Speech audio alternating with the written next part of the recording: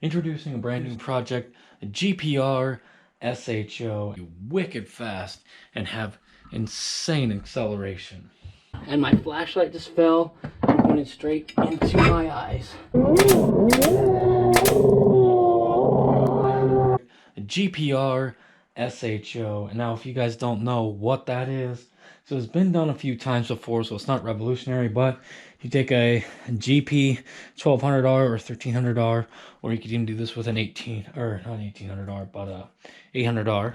The old school things, they're from like, I can't remember if they made them in the late 90s or if they're just early 2000s, but anyways, you take this hole, it's a two-stroke, you get the two-stroke out of there, and you get yourself a 1.8 supercharged Yamaha SHO, and that's why it gets the name GPR. It's for just this, you know, GPR, and SHO is for the engine. But Josh, why would you want to do this? Well, obviously it's a lot of work, but the answer is fairly simple. When it's done, it's going to be wicked fast and have insane acceleration. At the end of the day, isn't that what we all really want? A faster PWC? Now, also people do what is called a GPR SVHO, and that's obviously just with the more updated version of this engine. Before Yamaha came out with the supercharged 1.8, people were doing what was called a GPRXP is what it's called. And that is actually where they take the 215 or, you know, any of the Sea-Doo engines like 215, 255, 260 motor and put it in here. And that was something that I was looking at doing, but I ended up getting a deal on the Yamaha 1.8 before I found a deal on the Sea-Doo 215. So, I mean, that's why we're going with the Yamaha. Obviously, I actually prefer the Yamaha, but I didn't expect to come across a deal on one. It makes it a lot more straightforward to do here. But this is just an introductory to the build and when I first start working on it here. I haven't really talked much about this particular ski, Yamaha waverunner gp1200r. I got it. The engine was blown up and the top end was taken off of it. And I figured, hey, this is a perfect candidate for a engine swap. Because this is actually a really, really nice ski. The hull is in great shape. I mean, you can't tell it's like all dirty now and half taken apart. But it only has 40 hours on it. So it's in super, super nice shape. So I said to myself, this one is the perfect candidate for an engine swap. I don't know if you guys saw, but I got that. There's that silver GPR that I also got, and it actually ran, but it just wasn't so nice, so I got rid of it. Well, I am just getting settled into the new workshop here, and I've almost got it set up right. I still got a bunch of junk everywhere, just trying to get all moved in and organized and stuff, but I still got a bunch of weird, random junk in here that I really want to get out of here.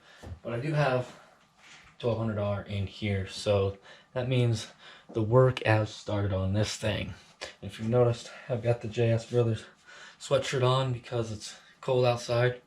Got the hat, and you can hop over to our merch store and grab some of that gear if you want to. I sold the blown up 1200R motor and electronics to somebody else, and it is actually Rob, the Jetskibrothers boat guy. And there goes my phone making noises just to ruin everything. So that 1200R motor is going to get built and put into an aluminum boat. And when I say built, I just mean like rebuilt, you know, put back together so it'll run good. So that'll be cool. This, like I said, I do have an engine for it.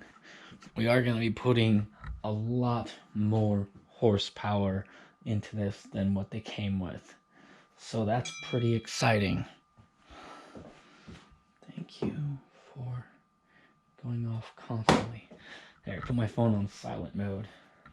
But anyways, I've started tearing this down, but that's all just, I had to get all the parts and pieces off to, you know, get the stuff over to Rob so he can start putting that together.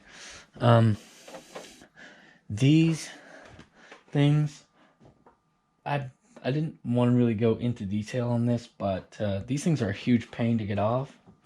They have these clips on the backside that you can't get off until you actually get this whole piece off.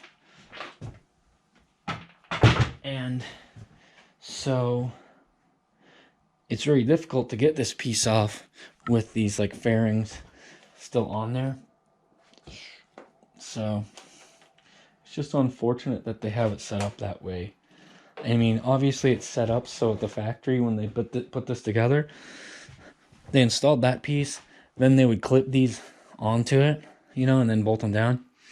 But for taking it apart, it's pretty difficult. It's basically set up so you'll break these, which kind of sucks, but you can do it. Well, I did, but it did take some doing to do that. Oh yeah.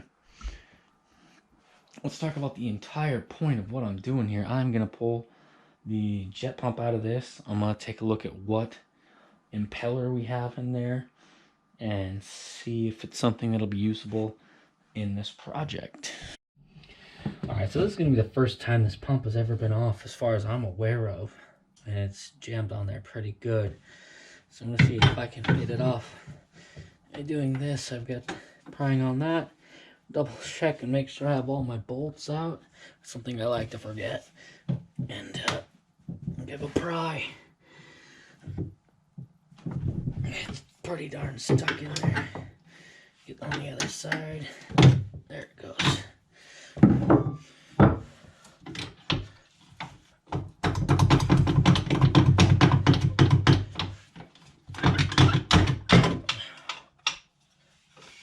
And I only got the front piece off. Interestingly enough, this ski here only had 40 hours on it, and it blew up because it popped the oiling line off. I got it from the second owner who it blew up on, and he knew the first owner. You know, he had been around the ski since it was purchased new. It was his buddy's ski, and apparently it was kind of a factory freak, and it would go, you know, would do better than any other stock 1200R. So factory freak, but it blew up, so I guess that kind of sucks. So I do really want to get the pump off and see if somebody might have put like an impeller in it or something, you know, because that would explain why it always ran faster. And it does kind of look like there's some silicone, you know, sealing this part. So, you know, I kind of wonder if somebody did, in fact, put something in here. Let's see if we can get the other part out.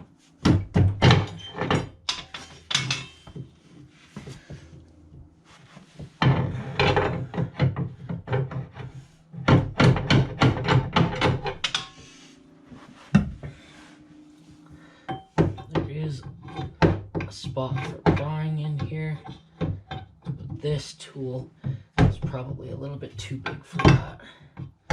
Might have to get a little screwdriver in there. Alright, I got the rag removed because I need to be able to get better access here to this thing. It really doesn't want to come apart. It's very crusty. Obviously it wasn't rinsed after its final ride. And it seems as though these pieces have been siliconed together as well to make it extra tough to separate them.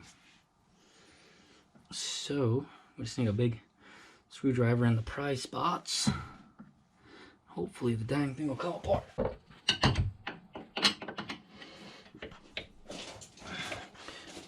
And now TV's on, right? And now Caleb is coming in here. Wait, what? Oh. Everybody. Hi, everybody. He just wanted to tell me that my TV was on. Yeah, definitely wanted to tell you that. Also, my phone is being stupid. It keeps sleeping right when I need it to be in timer mode for me to get my workout in. So. But that's probably not a good time to be saying that because you're filming right now, apparently. Yeah. Alright. Now try to keep it all jet ski central because this is actually working right now. I finally am getting this apart. This thing is all crusted on here really bad. And your flashlight just fell around. And my flashlight just fell and pointed straight into my eyes. Here we go. It's coming apart. There it is. It is silicone together for sure. And this is a stock looking impeller, although it is in extremely good condition. It does have one nick right there, but that's barely anything. Oh boy. And let's have a look in here. The wear ring is in excellent condition, and the pump tunnel is also in really good shape. So that's all pretty good. So I'm gonna stop there for today. Gonna have plenty of more videos on this to come. This is basically my wintertime project. I'm gonna be going a little bit deeper into this project, like a little bit more detailed than we normally would do. And that's just because you guys have said in the comments before, I'd like a little bit more information. I'd like a little bit more detailed videos. If you guys get annoyed and it is a little bit too in-depth, just let me know. We'll scale it back a little bit. If you're new to the channel, make sure to check out some of these other videos. We have tons of stuff, lots of engine swaps. Obviously, we have merchandise for you to purchase if you would like to. And I'm sure that you already know how to subscribe to a YouTube channel. See ya!